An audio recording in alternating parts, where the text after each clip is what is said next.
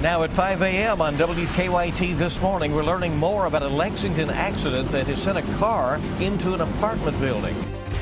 A new round of test results show that Fayette County School District has improved since last year. And two men are being called heroes after saving a man when his house exploded in Jackson County.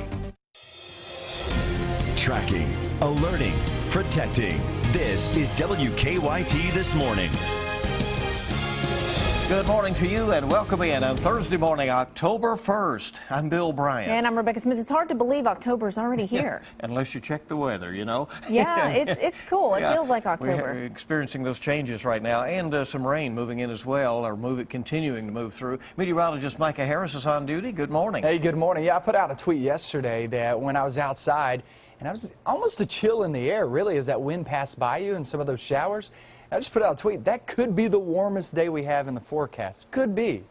Well, that's not good for a lot of us who actually like the warm and mild air. But you know what? It's fall. It's coming. Here's the showers outside right now on Defender.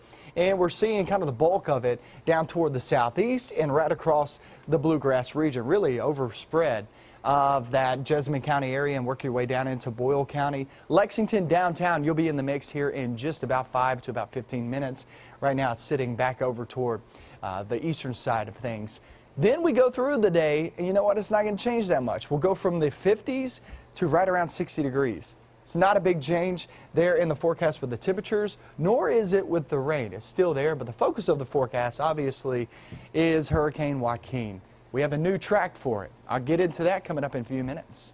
Okay, we'll see you in a bit. Thank you. Well, the wait is now over for the latest test scores from schools across the Commonwealth. And we have some good news. We've learned that Fayette County schools have improved from last year. WKYT's Michelle Chamberlain is live in Lexington with a breakdown of that information, and she's joining us. And Michelle, good morning. Which school improved most? Hey there, Bill. Good morning. Yeah, that would be William Wells Brown Elementary School. It had the largest score increase after being the lowest performing school in the state last year. Now, as a whole, Fayette County schools showing an overall improvement over last year's scores. More than 70% of schools in the district saw score increases. In all, Fayette County schools are now proficient as a district, no longer deemed a needs improvement district as it was last year. The overall scores up 2.1 points from last year. Bryant Station High School is no longer on the priority list. However, it has the 17th lowest high school score in the state. Henry Clay and Lafayette High Schools were named distinguished, and Scapa was deemed a National Blue Ribbon School. Overall, the district's rating against others in the state is now in the 82nd percentile. Now, coming up at 5:30, we'll hear from Marlene Helm, who is one of the consultants for the Fayette County Public School System. In Lexington, Michelle Chamberlain, WKYT. All right, encouraging information. Thank you, Michelle. New information this morning. Some people are without a place to stay after a car crashed into an apartment building in Lexington. It happened at the Fayette Crossings Apartments on East Reynolds Road about 10:30 last night. Firefighters tell us a family was just about to go to sleep when the car slammed into the bathroom of their apartment. Thankfully, no one was injured. There was quite a bit of damage there. Firefighters say the people inside the apartment were going to stay in a hotel overnight. Witnesses describe a scary scene after a home in Jackson County exploded. It happened along Morrill Kirby Knob Road in Jackson County. Investigators are still trying to figure out exactly what caused the explosion. Some of the victims' neighbors are being called heroes after running into a collapsed home to save the man inside. They tell us it was a terrifying sight. All the windows and the doors had been blown out of the house. He was at the top of the stairs, kind of staggering around upstairs in the house, and managed to get him out. You could feel the whole floor moving on your feet like an elevator would fall. It was weird, and the heat from that thing was pretty unreal. Well, at last check, the injured man was listed in fair condition at UK Hospital. Lexington police are still looking for whoever's responsible for a shooting that sent a man to the hospital. It happened yesterday afternoon outside Griffiths Market on East 6th Street. Police say the victim got into an argument with a group of people. Someone shot him twice. The victim drove to a relative's home on nearby Chestnut Street for help, hitting a couple of vehicles along the way. Police say he was talking to paramedics when they found him. The shooter's getaway car had been reported stolen. New this morning, 2 Bullitt County parents are in jail after their 2-month-old daughter was taken to the hospital with serious injuries. Brian Ray and Jocelyn Miles are both charged with criminal abuse. According to an arrest warrant, Ray told Miles that the infant was not acting right. Doctors say the baby had older injuries, including a broken wrist and ribs, as well as a newer brain injury. A neighbor says it is hard to imagine such horrible things happening to a baby. It's very sad. It's very sad to think that there's a 2-month-old baby fighting for its life, and that the parents could be responsible for what happened to it. It's sickening as a parent. According to police, the baby's mother says Brian Ray was the one who hurt the baby. Both Miles and Ray are being held on $50,000 bonds. New this morning, a shooting at a western Kentucky plant has left a person dead and another injured. It happened yesterday outside a ConAgra Foods plant in Princeton in Caldwell County. Police say 37-year-old Nellie Nichols went to the plant to confront her mother and began firing shots. They say a man standing nearby suffered a non-life-threatening hand injury. Police say Nichols then shot and killed herself.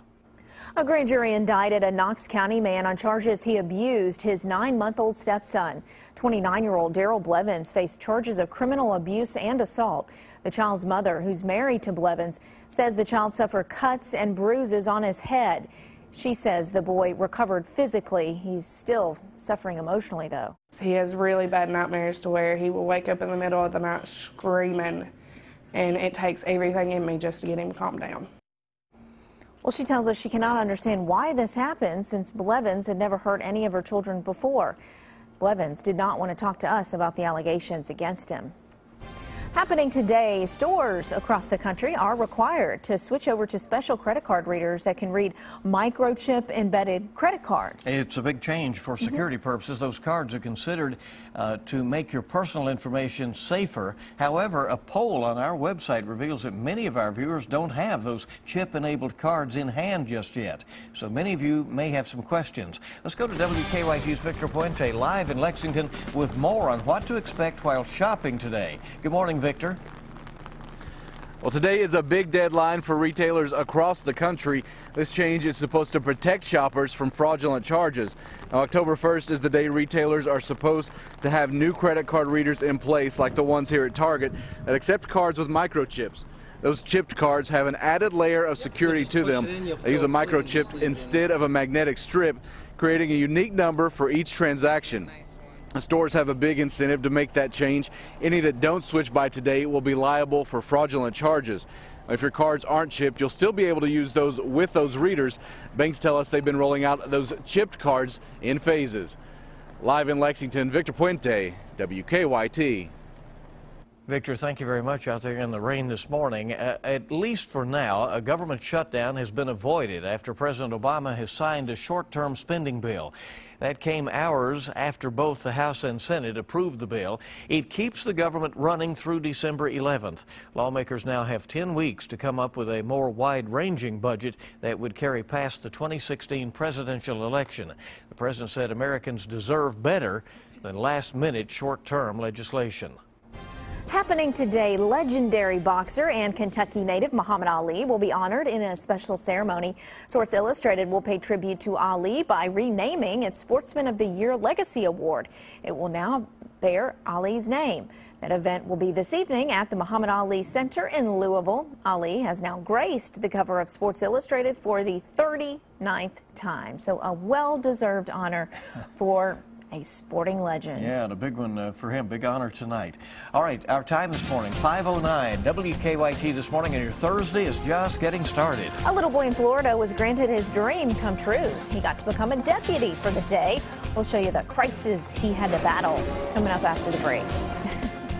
And we're seeing a little rain outside this morning, but all eyes are down toward Joaquin. See where it's going to go, how it's going to affect our weekend. I'll get right into that coming up.